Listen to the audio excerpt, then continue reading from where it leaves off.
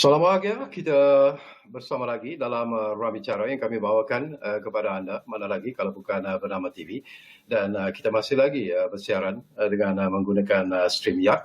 Dan mungkin ini sesuatu yang penting dan menarik sebenarnya. Dan kita memilih satu topik yang mungkin kelihatan agak santai, tetapi saya kira ini merupakan satu topik yang perlu sebenarnya kita war-warkan kepada masyarakat di seluruh negara. Baiklah, topik yang kita pilih hari ini di ruang bicara ialah manfaat hutan bandar. Dan kita ada tetamu yang cukup istimewa untuk bercakap tentang isu ini. Jadi kita ingin mengucapkan jutaan terima kasih dan juga mengambil kesempatan ini untuk mengucapkan selamat datang ke ruang bicara kepada tetamu kita, iaitu yang berbahagia Dr. Nur Azlin Yahya, yang merupakan timbalan Ketua Pengarah Operasi di FRIM ataupun di Institut Penyelidikan Perhutanan Malaysia. Jadi Assalamualaikum Doktor. Terima kasih. Terima kasih untuk kami sini. Ya, Doktor sehat ya? Alhamdulillah sehat. Ya. Itulah nampak ceria dan sehat sebenarnya. Jadi sebelum kita berbincang tentang topik yang saya sebut, iaitu tentang manfaat hutan bandar, barangkali buat pertama kalinya muncul di ruang bicara ini, ramai yang mungkin ingin mengetahui jugalah tentang latar belakang doktor sendiri sebelum bersama-sama dengan FRIM. Silakan doktor. Saya mendapat pendidikan di awal. Saya nak sebut juga nama sekolah saya boleh? Sekolah Minyak. Tak ada masalah. Sebab ramai kawan yang sedang menonton ni. Tetapi untuk degree pertama saya di Doane College, Nebraska, US. Dan untuk masters pula saya di State University of New York, Syracuse, College of Environmental Science and Forestry. Dan seterusnya saya melanjutkan pengajian PhD di Universiti Putra Malaysia lah. Untuk PhD saya punya bidang ialah impact rekreasi, sebab kita lihat banyak kegiatan ekoturism rekreasi di kawasan hutan, tapi sebenarnya mereka juga memberikan impact atau ada kesan-kesan yang tidak berapa baiklah untuk kawasan semua. Jadi itu untuk PhD lah. Okey. Tadi saya tak berapa dengar bila doktor sebut tentang persekolahan awal tu di Pulau Pinang. Di sekolah mana tu di Pulau Pinang? Sekolah Menengah Sains Pulau Pinang nama dia. Sekarang dipanggil Sekolah Menengah Tun Sheikh Shabuddin. Dia sekolah berasrama lah. Saya tanya pasal saya pun orang Penang juga. Okey. Kita juga nak tahulah apabila dilantik sebagai timbalan Ketua Pengarah Operasi FRIM, ini merupakan satu tugas dan tanggungjawab yang mungkin agak mencabar sebenarnya. Jadi apakah antara tugas dan tanggungjawab doktor sendiri selaku timbalan Ketua Pengarah Operasi FRIM? Ya. Tugas sebagai timbalan Ketua Pengarah ialah untuk menyelaras dari segi pentadbiran. Sebab kita tahu memang FRIM merupakan sebuah institut pendidikan perhutanan. Jadi perlukan sokongan-sokongan seperti dari segi pentadbiran, kewangan, dari segi sumber manusia dan juga technical service seperti komputer sistem dan sebagainya. Jadi semua ini adalah untuk memastikan supaya semua kerja-kerja penyelidikan dapat berjalan dengan lancar dan kita dapat menjalankan penyelidikan yang betul-betul lah. Baik, kita nak bercakap tentang topik yang kita pilih hari ini, doktor, iaitu manfaat hutan bandar. Mungkin istilah hutan bandar itu pun sesuatu yang mungkin tak ramai yang memberikan perhatian yang serius.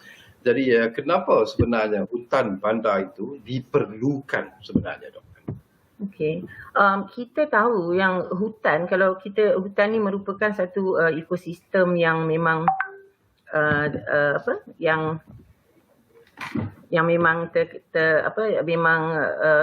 sangat penting untuk kita menjaga pemeliharaan seperti sistem ekologi kita, ekosistem. Dan contohnya sekarang kita banyak membincangkan mengenai climate change ataupun perubahan iklim. Jadi kita tahu pokok memang banyak manfaatnya. Kita sendiri tahu yang pokok juga memberikan oksigen kepada kita. Jadi itu di dalam hutan kita punya pokok dan akar-akarnya juga menjadi kawasan untuk menahan banjir, contohnya banjir kilat Jadi kita harus melihat kepada apa ke kita kata fungsi hutan tu sendiri. Jadi habitat boleh dikurangkan ya, udara yang segar dapat diberikan ya. So itu salah satu sebab lah. Jadi kita banyak yang pergi ke kawasan hutan ya. Tetapi sekarang macam mana kalau kita bawa hutan ke kawasan bandar. Jadi itulah pelestarian bandar tu, iaitu membawa semua manfaat-manfaat ekologi ini ke kawasan bandar.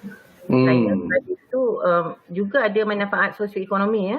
Jadi kita lihat kita ni ada di dalam jiwa kita ni ada yang ingin ke kawasan semula jadi ya. Jadi pada kawasan semula jadi tu ada sesuatu yang di dalam jiwa kita yang kita dapat sesuatu keindahan ya daripada segi estetik dan dari segi kebajikan dan kesihatan. Jadi kalau kita ada kawasan-kawasan hutan di bandar ini dan dapatlah penduduk-penduduk bandar menikmati ya dari segi sosioekonomi, dari segi kesihatan dan juga dari segi ekologi tadi lah. Secara peribadi jugalah, saya juga nak dapat pandangan ikhlas daripada doktor jugalah. Bila kita bercakap tentang hutan bandar ini, apakah dari pemerhatian doktor sendiri bahawa bandar-bandar yang ada di negara kita sekarang ini juga turut sama memberi perhatian yang serius untuk mewujudkan hutan bandar di bandar-bandar kita. Apakah doktor merasakan bahawa mungkin banyak lagi yang perlu dilakukan dalam usaha untuk menghijau, mencantik hijaukan lagi bandar-bandar kita dengan pokok-pokok, dengan tanaman-tanaman dan sebagainya. Pandangan peribadi daripada apa yang dapat doktor lihat. Betul, Tok. Sebab kita memang sudah bagus dari segi penanaman pokok. In fact sekarang kita mencuba lebih giat ya. Tapi pada pandangan saya kita lebih perlu memperbanyakkan pembangunan ekosistem hutan ya. Jadi maksud saya bukan hanya sekadar pokok, which is very good, tetapi harapnya kita dapat tambah lagi dengan perkara-perkara lain. Contohnya kita tanam pokok yang pelbagai jenis, yang pokok tinggi, pokok sederhana, pokok renik dan pokok penutup bumi kan. Dan jika kita ada variety ataupun pelbagaian ini di dalam sistem kita, dan kita juga dapat menampung hidupan liar. Jadi di dalam ekosistem yang baik, dia ada banyak rangkaian. Jadi bukan hanya kepada manusia hutan ini, tapi kepada hidupan liar dan kepada kita punya ekologi tadi ya. Jadi fungsi hutan itu patut kita perbanyakkanlah juga di kawasan bandar. Jadi hanya untuk menanam satu atau dua batang pokok, tapi kita kena tinggikan ekosistem servis tu. Contohnya kita perlukan kawasan yang sedikit besar lah ya. Jadi FRIM pun ada membantu PBT yang ada mempunyai kawasan yang agak luas untuk ditanam sebagai hutan, not just to plant pokok, tetapi juga sebagai hutan. Jadi dari segi itu kita berharap ada lebih banyaklah PBT yang dapat memberikan kawasan-kawasan yang baiklah untuk kita menjadikan contoh kepada dan jaga kawasan itu orang berada.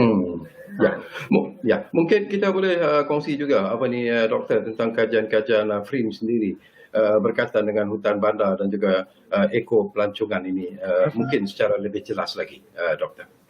Okey, kita bila kita cakap pasal perhutanan bandar memang pokok-pokok kena dijagalah ya.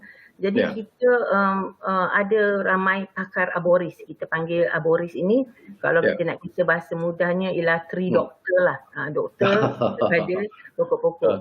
Doktor pokok, okey. Ya, bukan hanya di FRIM, tetapi kita juga ada Persatuan Arboris Malaysia ya. Tetapi dari segi inilah kita boleh melihat kepada kebajikan pokok. Contohnya daripada awal, adakah pokok yang sesuai ditanam ya. Contohnya tidak semua kawasan boleh menanam setiap jenis pokok. Jadi kita melihat kepada kesesuaian pokok. Dan sebagai sebuah institusi yang juga terlibat di dalam pemeliharaan biodiversiti, kita juga inginkan pokok-pokok yang melambangkan kita punya warisan ni lah ya, warisan-warisan biodiversiti, iaitu pokok-pokok asal dari negara kita. So ini perkara-perkara yang FRIM cuba terapkan lah ya. Selain daripada itu kita juga lihat saya kalau kita lihat daripada gambar-gambar yang ditunjukkan ni, ini maknanya daripada frame, diambil daripada frame. Jadi kawasan frame ni dulu merupakan kawasan yang terbiar, ya, hutan yang terbiar, tapi ditanam daripada mulai tahun 1927, ya. Jadi kita ada sekarang 544 hektar. Jadi daripada gambar-gambar ni dapat kita lihat bahawa hutan telah terbangun, ya, dengan cantik, walaupun dulu merupakan kawasan bekas lombong, sebahagiannya. Jadi kawasan hutan ini yang cukup luas, inilah kita dapat manfaatnya, iaitu sekarang kita nampak seperti kawasan yang semula jadilah nampaknya. Dan di samping itu kita juga mendapat manfaat, orang dapat beriadah, dan kita adakan program-program ekopelancongan dan pendidikan alam sekitar. Jadi pendidikan alam sekitar yang kita nak sampaikan pun menerang kepada kecintaan terhadap alam semula jadi. Jadi kalau bagi pihak FRIM, kalau kita bercakap pasal ekopelancongan, kita akan elemen-elemen pendidikan itu sentiasa ada di situlah. Jadi dari sini FRIM mempunyai pengalaman lah dengan melihat daripada apa yang ada kat kampus kita ni saja sebagai contoh yang baik. Tetapi juga kita menjalankan kajian mengenai pokok yang sesuai misalnya, ya, dan kaitannya dengan hidupan liar, kepada ekologi, kepada pollution dan sebagainya. Jadi ada pelbagai kajian yang dijadikan untuk mencari spesies yang sesuai di kawasan yang tertentu, dan supaya manfaat itu dapat disampaikan. Baik, sesuatu yang penting juga dari pemerhatian saya sebenarnya, Dr. Nur Azlin, ya.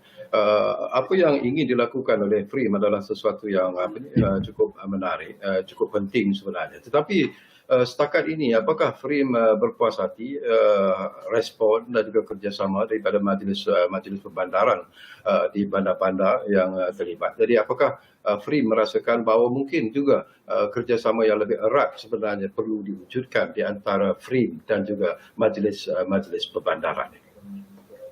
Buat masa ni memang kita menerima banyak permintaan untuk bekerjasama, ya. Seperti kita bekerjasama dengan Putrajaya, Taiping, Pulau Pinang. Tapi begitu jugalah saya rasa dari segi awareness ataupun pendidikan tu juga penting.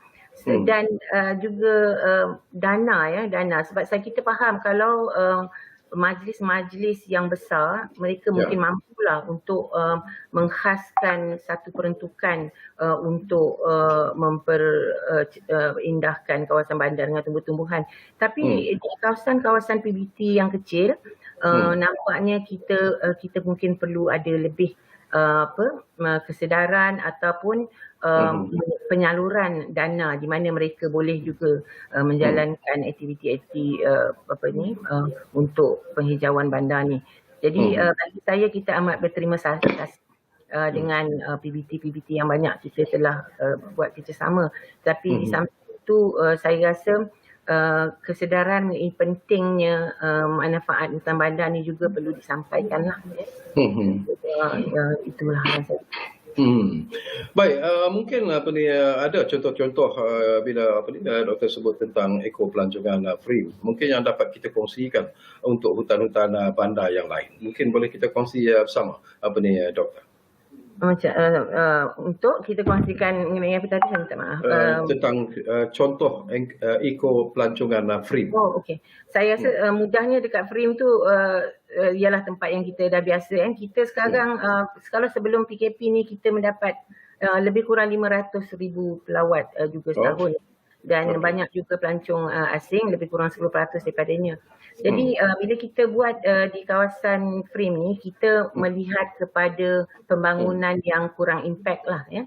Pembangunan yang rendah impact. Maksudnya kita ada buat canopy walkway, ya, ataupun titian silaram yang sangat popular lah saya rasa. Tetapi kita telah menutup titian silaram itu kepada orang awam sebab kita melihat kepada kesihatan pokok. Sebab kita lihat terlalu lama nanti pokok pun akan jadi sakit juga. Jadi kita mencari jalan bagaimana untuk tidak menjadikan terlalu sesak dan terlalu banyaklah penggunaan sehingga merosakkan alam sekitar. Jadi kalau lihat kita ada sekarang kita panggil Forest Skywalk, yang mana Forest Skywalk ini ialah satu infrastruktur yang ringan yang bila kita buat pembangunannya kita tidak akan merosakkan tanah lah di kawasan-kawasan. Jadi FRIM boleh bersedialah untuk membantu dari segi memberi cadangan untuk kawasan-kawasan tidak tercemar ataupun tidak rosak disebabkan oleh pembangunan. Selain daripada itu pendidikan alam sekitar itu juga sangat penting seperti saya bincang tadi. Bila kita kata pasal ekopelancongan, kita akan bila kita bercakap pasal ekopelancongan, kita perlukan ada satu pemeliharaan pemeliharaan pendidikan dan bukan sekadar ekonomi sahajalah. Jadi sekarang saya rasa seboleh-bolehnya kita harus lihat kepada setiap aktiviti pelancongan mesti ada elemen pendidikan supaya ada kesedaran. Jadi kita masuk ke dalam hutan bukan hanya untuk melihat ataupun kita hanya berjalan di dalam hutan dan memberikan impak yang mungkin tidak sihat kepada pokok-pokok, tetapi kita mendapat sesuatu pengajaran daripadanya. Banyak yang boleh kita belajar daripada alam semula jadilah. Ya, saya tertarik hati bila doktor sebut tentang dua perkara, iaitu yang pertama ialah tentang pemulihan dan kemudiannya ekonomi. Bila kita bercakap tentang ekonomi, ini pun sesuatu yang penting juga sebenarnya. Kadang-kadang hutan-hutan yang ada ketika ini terpaksa dikorbankan demi pembangunan, sama ada untuk membina rumah, kedai dan sebagainya. Dan apakah FRIM melihat bahawa sekiranya ianya tidak dilakukan dengan sempurna, ianya sudah tentulah akan memberi ancaman kepada kehilangan hutan-hutan yang sedia ada, kekurangan hutan-hutan di bandar dan sebagainya. Jadi mungkin ada pandangan-pandangan dan juga nasihat daripada FRIM sendiri, terutamanya kepada majlis-majlis perbandaran, supaya sebelum melakukan sesuatu development atau pembangunan itu, perhatian serius juga harus diberikan untuk menghidupkan satu suasana yang penuh dengan kehijauan untuk memberi impak ataupun kesan yang cukup baik kepada masyarakat yang akan tinggal di sekitarnya nanti. Pandangan FRIM dalam persoalan ini, Doktor. Ya, betul. Ya, ekonomi memang penting Tapi kalau kita lihat, kita kata ekopelancongan, semua itu berasaskan daripada bahan ataupun sumber-sumber semula jadi. Jadi sekiranya kita tidak jaga kita punya aset tu, sebagai jangka masa panjang kita akan kehilangan lah segala itu. Jadi kita perlu lihat kepada jangka masa panjang dan kena menyeimbangi antara ekonomi jangka pendek dengan pemeliharaan. Dan sebenarnya hutan juga merupakan khazanah Jadi sekarang ni kita pun sanggup membayar dengan jumlah yang besar untuk pergi ke kawasan-kawasan semula jadi. Pelancong-pelancong daripada luar negara yang sudah telah pesat membangun Jadi kalau ada kawasan-kawasan ini masih ada dan ia merupakan sumber yang dapat kita gunakan untuk jangka masa panjang, bukan hanya dari ekonomi, ia juga daripada segi ekologi, dari segi pemeliharaan tadi, dan juga dari segi pembelajaran kita ada di sekolah-sekolah kita ada ajar pembelajaran alam sekitar kita ada pembelajaran alam sekitar merentas kurikulum.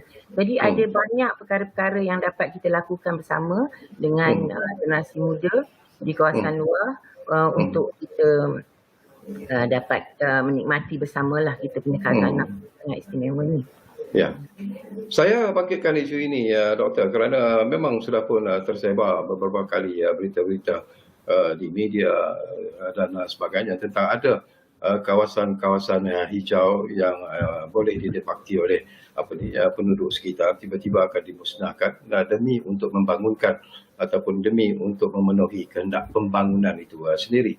Dan ada yang sehingga melakukan demonstrasi dan sebagainya. Dan apakah FRIM melihat bahawa ini juga merupakan sesuatu yang serius dan ianya harus diberi perhatian yang serius juga, mungkin bukan saja di peringkat kerajaan negeri, mungkin juga FRIM boleh memainkan peranan untuk memberi nasihat dan pandangan kepada kerajaan-kerajaan negeri supaya tidak terlalu gairah sebenarnya mengambil kawasan-kawasan hijau ini demi untuk pembangunan.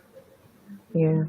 Kita melihat kepada keadaan lah ya. Kita kata tadi kita mahukan keseimbangan dan kita memang perlu melihat kepada keperluan manusia ya. Tapi terdapat juga beberapa isu yang mungkin kadang-kadang dibesarkan lah. Tetapi at the same time kita perlu melihat isu yang berbeza. Dan terutamanya untuk kawasan-kawasan yang sensitif, kawasan yang tidak ada banyak lagi di negara kita ni, yang itu memang kita haruslah menjaga lebih baik. Tapi dari segi peribadi, dari segi pandangan doktor sendiri, apakah keadaan ini masih lagi terkawal, masih lagi ada kawasan-kawasan hutan di bandar ini yang masih lagi dijaga dengan begitu baik dan ianya masih lagi dapat memberikan manfaat kepada penduduk-penduduk di sekitar bandar? Apakah Frim merasa berpuas hati ataupun mungkin juga ada sesuatu yang ingin disampaikan oleh Frim khususnya? Saya merasa ada lagi perkara yang dapat kita buatlah ya, perlu kita tambah ya. Contohnya dengan kempen penghijauan Malaysia ni, ini merupakan salah satu program yang sangat baiklah. Selain daripada kita menanam pokok untuk fungsi ekologi tadi, kita juga dapat menjadikan satu pengajaran ya. Kita dapat selitkan dengan pembelajaran dan kita dapat tambah kita punya pengetahuan mengenai jenis-jenis pokok yang ada di negara kita. Jadi ini adalah salah satu cara bagaimana kita boleh meningkatkan lagi penghijauan ataupun kawasan hijau di bandar. Ya, selain daripada itu memanglah kita kata kawasan-kawasan hutan memang terhad ya. Kita tidak mampu nak bawa semua orang ke kawasan hutan. Jadi macam mana kalau kita bawa kawasan hutan ke kawasan bawa hutan ke kawasan bandar. Jadi orang bandar dapat menikmati manfaat-manfaat ni dan kita juga dapat memelihara khazanah kita. Apakah doktor sendiri berpuas hati dengan respon rakyat terutamanya di bandar dengan kempen penghijauan Malaysia setakat ini, doktor? Buat masa ni saya susah juga nak bercakap disebabkan pandemik COVID-19. Ada banyak limiting factor. Jadi alhamdulillah sehingga kini kita ada kita punya target kita sudah ada sebanyak 12 juta pokok tapi saya harap mungkin kita boleh dapat pergiatkan lagi dan kalau Majlis Perbandaran juga dapat mempergiatkan. Tapi dari segi pandemik ni mungkinlah kita rasa macam agak terhad sikitlah kita punya tu ya. Pandemik ni juga sebenarnya mengajar kita bagaimana pentingnya kawasan hijau kan. Sebab bila kita lihat pada ni kita nak beriadah tak dapat, kalau yang duduk di kawasan-kawasan yang sesak tak dapat untuk menjalankan aktiviti rekreasi biasa. Tapi dengan keadaan ini mengajar kita bahawa kawasan hijau itu amat pentinglah untuk kita. Kita harapkan selain daripada mengekalkan kawasan-kawasan hutan kita dapat membawa kawasan hijau di bandar-bandar. Baik, 1 minit sebelum kita berpisah dari udara, harapan daripada doktor sendirilah kepada rakyat Malaysia. Bukan saja mereka yang tinggal di bandar sebenarnya, tetapi kepada seluruh rakyat Malaysia yang sayangkan kehijauan Malaysia ini. Jadi harapan doktor dalam isu ini, seringkas-ringkasnya. Ya, harapan saya ialah supaya kita dapat menikmati sambil belajar. So kita bukan hanya pergi ke kawasan hutan sebagai menikmati keindahan untuk diri kita, tetapi kita melihat hutan sebagai sebuah sistem yang hidup yang mana dia memerlukan seperti manusia juga. Jadi anggaplah kawasan pokok-pokok ini seperti manusia, seperti satu kehidupan yang mana kita dapat pelajari banyak daripadanya dan dapat manfaat yang sangat banyak daripada mereka. Baik, terima kasih banyak-banyak kepada Dr. Nur Azlan, Dr. Nur Azlin, maafkan saya, Dr. Nur Azlin Yahya kerana sudi bersama kita di ruang bicara ini, dan memang menarik jugalah dengan apa yang Dr. Nur Azlin sebut, dan kita percaya dan kita juga mengharapkan ini bukan kali pertama dan terakhir Dr. Nur Azlin, mungkin kita akan bersama lagi dalam ruang bicara di masa-masa yang akan datang, dan kita juga mengucapkan terima kasih kepada anda yang menumpukan perhatian bersama kami di ruang bicara ini. Dan jangan lupa, kita masih lagi menghadapi satu situasi pandemik COVID-19 yang cukup membimbangkan. Hari ini saja jumlah mereka yang kes positif juga menunjukkan satu peningkatan yang tidak kita jangkakan barangkali. Jadi selalu kami pesan, patuhilah SOP yang telah pun ditetapkan oleh pihak Kementerian Kesihatan, dan selalulah amalkan apa yang saya sebut dari masa ke semasa. Kita jaga keluarga kita, dan yang penting kita jaga negara kita. Jumpa lagi